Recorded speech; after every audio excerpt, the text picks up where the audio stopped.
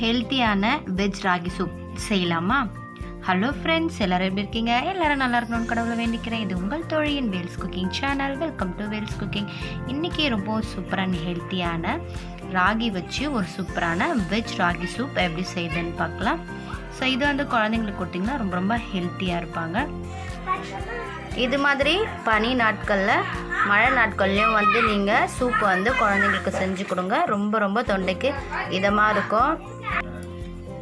Okay friends, இந்த video பார்க்கறதுக்கு முன்னாடி என்னோட சேனல் சப்ஸ்கிரைப் பண்ணுங்கள், மறக்காம பெல் ஐக்கானையும் கிளிக் பண்ணுங்கள். வாங்க வீடியோக்குள்ளே போகலாம். இன்றைக்கி வேல்ஸ் குக்கிங்கில் ஒரு சூப்பரான ஹெல்த்தியான வெஜ் ராகி சூப் எப்படி செய்யுதுன்னு பார்க்கலாம். இது குழந்தைங்களுக்கு ரொம்ப ரொம்ப சத்தான சூப். இது உங்கள் வீட்டில் உங்கள் குழந்தைங்களுக்கு மறக்காமல் செஞ்சு கொடுங்க. ஸோ வாரத்தில் 3-4 நாட்கள் நீங்கள் இது மாதிரி குழந்தைங்களுக்கு சூப் ஐட்டம் செஞ்சு கொடுத்தீங்கன்னா ரொம்ப ரொம்ப ஹெல்த்தியாக இருப்பாங்க. ஓகே, இந்த வெஜ் ராகி சூப் எப்படி செய்யுதுன்னு பார்க்கலாம் வாங்க. ஸோ ஃபஸ்ட்டு ஸ்டவ் ஆன் பண்ணிக்கோங்க, கடாய் வச்சுக்கோங்க. இப்போ ஒரு 2 கரண்டி அளவு எண்ணெய் சேர்த்துக்கலாம். ஸோ எண்ணெய் ஊற்றியாச்சு. எண்ணெய் ஊற்றினதுக்கப்புறமா 1/2 ஸ்பூன் அளவு சீரகம் சேர்த்துக்கோங்க.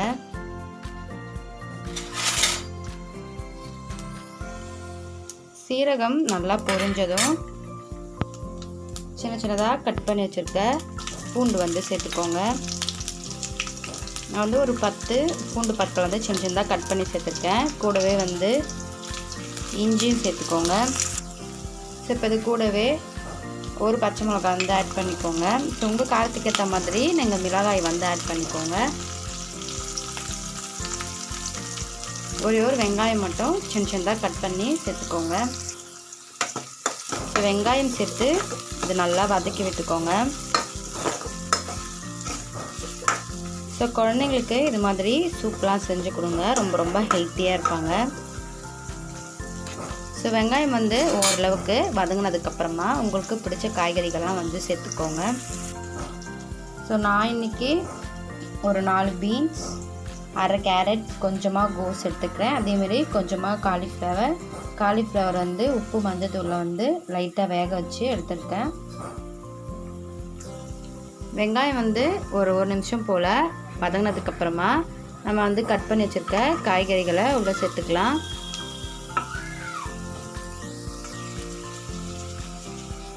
ஸோ இது கூடவே ஒரு 1/2 ஸ்பூன் போல் உப்பு சேர்த்துக்கோங்க. சேர்த்துட்டு இதை நல்லா வதக்கி விட்டுருங்க.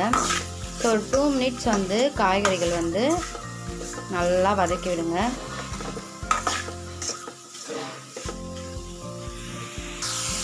ஸோ இப்போ 2 நிமிஷம் போல் வதங்கினதுக்கப்புறமா உங்களுக்கு தேவையான அளவு தண்ணி சேர்த்துக்கோங்க. ஸோ நான் இன்றைக்கி 1 லிட்டர் அளவு தண்ணி சேர்த்துக்கிட்டேன். ஸோ இந்த தண்ணிக்கு தேவையான அளவு மட்டும் உப்பு சேர்த்துக்கோங்க. ஸோ நான் இன்னும் கொஞ்சம் தண்ணி ஆட் பண்ணிக்கிட்டேன். ஸோ உங்கள் தேவைக்கேற்ற மாதிரி நீங்கள் தண்ணி ஆட் பண்ணிக்கோங்க. ஸோ காய்கறி வேகிறதுக்குள்ளே நம்ம கேழ்வரகு மாவு ரெடி பண்ணி வச்சுக்கலாம். ஸோ நான் இன்றைக்கி 3 டீஸ்பூன் தான் கேழ்வரகு மாவு எடுத்திருக்கேன். ஸோ அந்த மாவில் ஒரு 1/2 கிளாஸ் அளவு தண்ணி ஊற்றி நல்லா கட்டிகள் இல்லாமல் கரைச்சி வச்சுக்கலாம். ஸோ பொதுவாக சூப்புக்கு நம்ம திக்னஸ்க்காக கார்ன்ஃப்ளவர் மாவு தான் யூஸ் பண்ணுவோம். அதுக்கு பதிலாக ரொம்ப ரொம்ப ஹெல்த்தியான கேழ்வரகு மாவு யூஸ் பண்ணி பாருங்கள். ரொம்ப ரொம்ப குழந்தைங்க ஹெல்த்தியாக இருப்பாங்க. பொதுவாக நம்ம பாரம்பரிய உணவில் இந்த கேழ்வரகும் ஒன்று தான். ஸோ நீங்கள் சூப் வைக்கிறீங்கன்னா சோள மாவு அவாய்ட் பண்ணிவிட்டு கேழ்வரகு மாவு நீங்கள் யூஸ் பண்ணி பாருங்கள், ரொம்ப ரொம்ப ஹெல்த்தியாக இருக்கும். ஸோ இப்போ இதில் ஒரு 1/2 டம்ளர் அளவு தண்ணி சேர்த்துக்கிறேன்.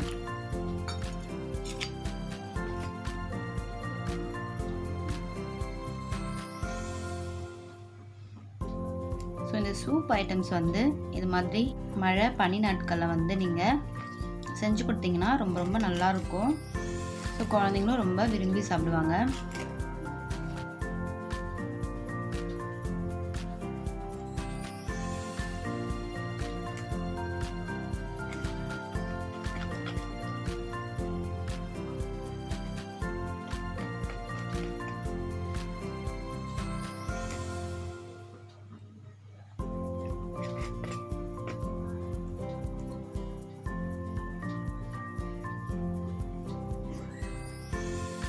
ரொம்பவும் திக்காக இல்லாமல் ரொம்பவும் தண்ணியாக இல்லாமல் தோசை மாவு பதத்துக்கு வந்து நீங்கள் கரைச்சி வச்சுக்கோங்க.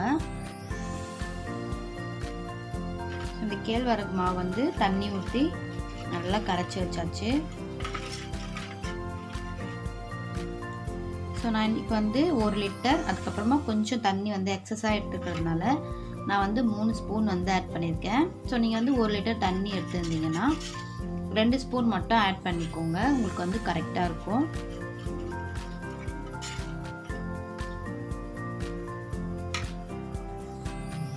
ஸோ சூப் வந்து நல்லா கொதிக்குது. காய் வந்து ஓரளவுக்கு வெந்திருக்கு, இன்னும் நல்லா வேகட்டும். இப்போ காய்கறி வந்து பார்த்திங்கன்னா நல்லா வெந்துடுச்சு. இப்போ ஒரு 1/2 ஸ்பூன் அளவு மிளகுத்தூள் வந்து ஆட் பண்ணிக்கோங்க.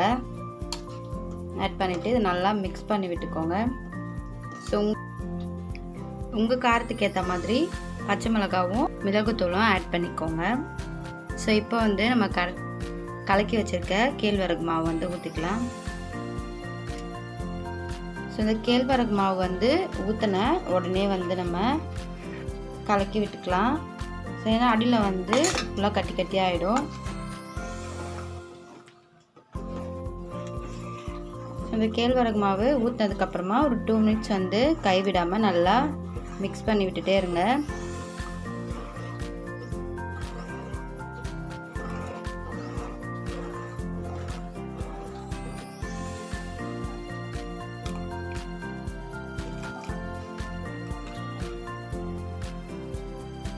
ஸோ இப்போ கொஞ்சமாக வந்து கொத்தமல்லி வந்து ஆட் பண்ணிக்கோங்க.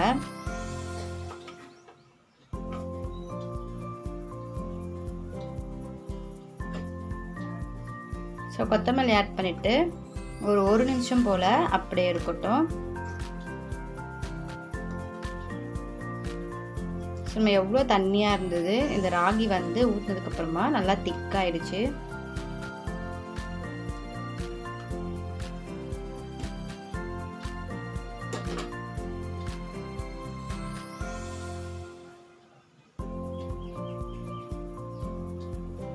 ஸோ இது மாதிரி நல்லா திரண்டு வரும்போது நம்ம ஸ்டவ் வந்து ஆஃப் பண்ணிக்கலாம்.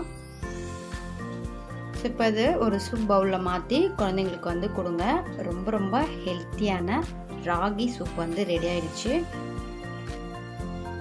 அவ்வளோதான் ஃப்ரெண்ட்ஸ், ரொம்பவும் சூடான சுவையான ரொம்ப ரொம்ப ஹெல்த்தியான வெஜ் ராகி சூப் வந்து ரெடி ஆயிடுச்சு.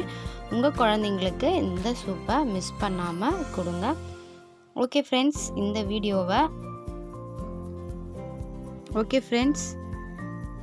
இந்த சூப்பை உங்கள் வீட்டில் மிஸ் பண்ணாமல் ட்ரை பண்ணி பாருங்கள், உங்களுக்கு ரொம்ப ரொம்ப பிடிக்கும். ஓகே ஃப்ரெண்ட்ஸ், இந்த வீடியோ உங்களுக்கு பிடிச்சிருக்கும்னு நினைக்கிறேன். அப்படி பிடிச்சிருந்தா என்னோடய வீடியோவை லைக் பண்ணுங்கள், ஷேர் பண்ணுங்கள், சப்ஸ்கிரைப் பண்ணுங்கள், மறக்காமல் பெல் ஐக்கானையும் கிளிக் பண்ணுங்கள்.